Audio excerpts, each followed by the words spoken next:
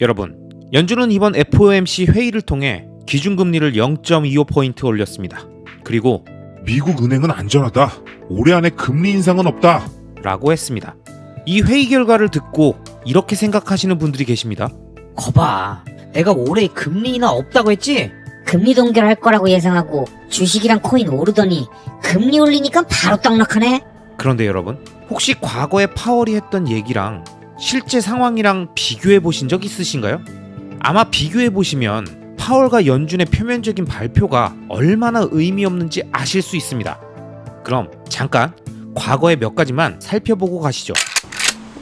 연준은 오늘 연방공개시장위원회 정례 회의 후 내놓은 성명에서 기준금리를 현재 0에서 0.25%로 동결한다고 밝혔습니다.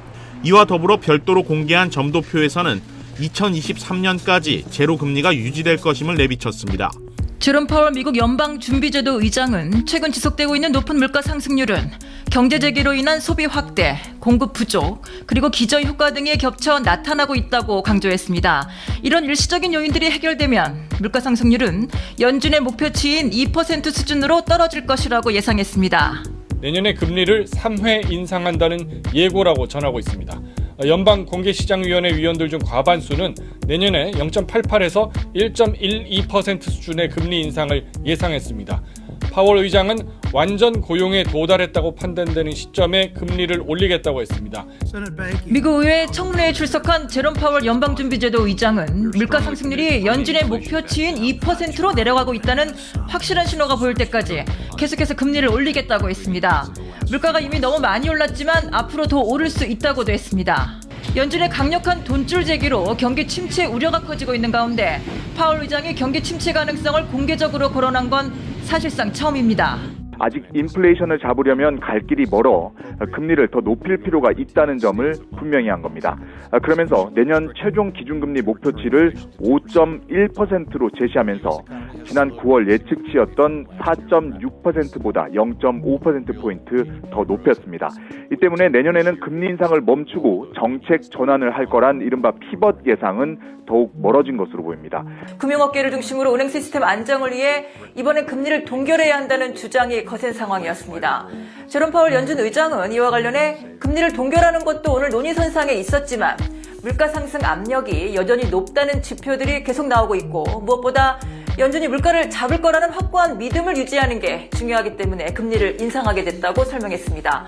그러면서 파월 의장은 미국 은행 시스템은 건전하고 강력하며 연준은 필요한 모든 수단을 사용할 준비가 돼 있다. 이렇게 재차 강조하면서 시장을 안심시켰습니다.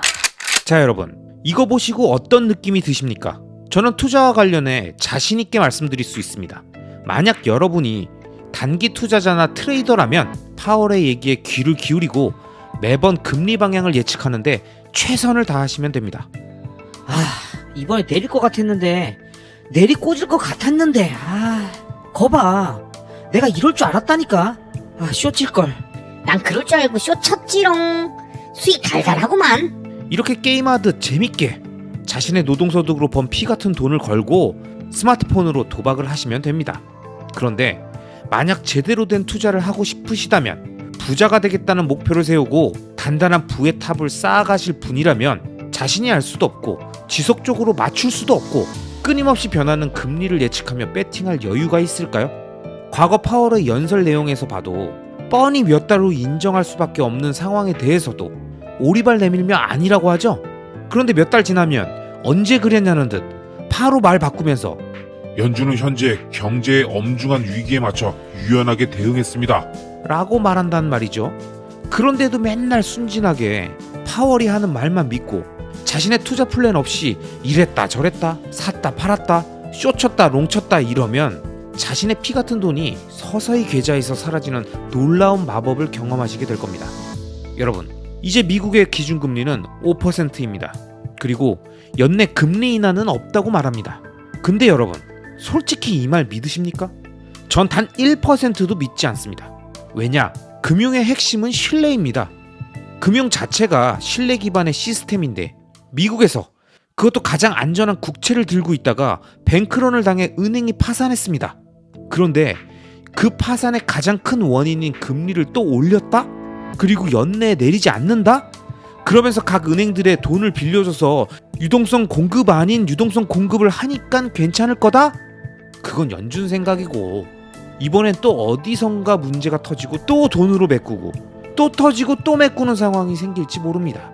결국 금리는 더 이상 올릴 수 없고 시간차를 두고 내릴 수밖에 없지만 일단은 늘 그랬듯 아니라고 하는 겁니다. 그러면서 미국은행은 안전하다는 말만 반복하는 거죠. 아니, 누가 물어봤습니까? 안전하냐고? 아무도 안 물어봤는데 스스로 강조하는 건 뭐다? 스스로 쫄리는 거다. 그게 파월의 속내입니다. 우린 이것만 기억하면 됩니다.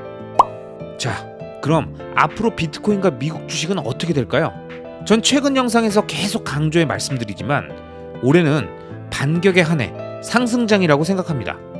현재 비트코인 차트는 장기 이평선인 200일선이 드디어 우상향되면서 볼린저 밴드가 벌어지는 전형적인 상승장 초입의 모습이 보여지고 있고, 미국 주식 인덱스 역시 200일선이 거의 다 펴진 상태이며 강한 반등의 도화선만 당겨지면 바로 우상향될 상태입니다. 여기에 앞서 설명드렸던 것처럼 연준의 추가금리 인상으로 더 이상 사용할 카드가 없는 상태에서 금융 시스템의 신뢰까지 깨진 현 상황에서는 조만간 자산시장이 기다리는 금리 인하의 시그널이 다시 한번 나오면서 시장의 기대감으로 가격이 반영되며 본격적인 상승장의 흐름을 보일 것 같습니다. 여러분, 혹시 제 영상을 오랫동안 보신 구독자분들이라면 우리가 지난 하락장 때 정말 힘들고 지치고 불안할 때 그때도 같이 영상 보면서 그 순간을 얼마나 잘 견디고 이겨내는지 모두가 기억하고 있으실 겁니다. 그리고 그렇게 버티다 보니까 어느덧 따뜻한 봄의 온기가 몸으로 느껴지잖아요. 그런데 그 온기가 불어오는 중간중간에도 갑작스런 한기는 간간히 불어옵니다. 하지만 이미 시장의 온기가 전반적으로 퍼지면서 사람들의 투자 심리가 조금씩 변하고 있다는 걸 느끼고 계시지 않습니까? SNS에서도 주변에 투자 안 하던 지인들과의 대화에서도 갑자기 비트코인이 언급되고 주식 얘기가 나오잖아요. 이게 바로 봄이 오고 있다는 증거예요. 확실한 데이터요? 객관적 데이터요? 그게 통계로 나오면 이미 늦습니다.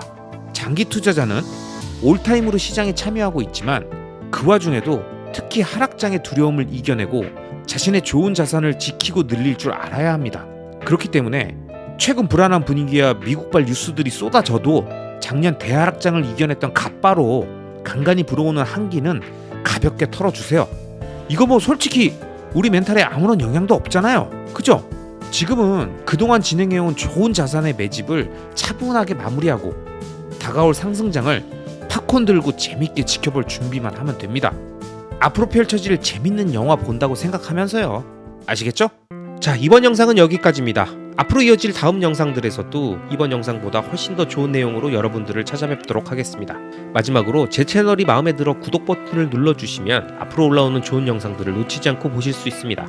그럼 오늘도 여러분만 믿겠습니다. 시청해주셔서 감사합니다.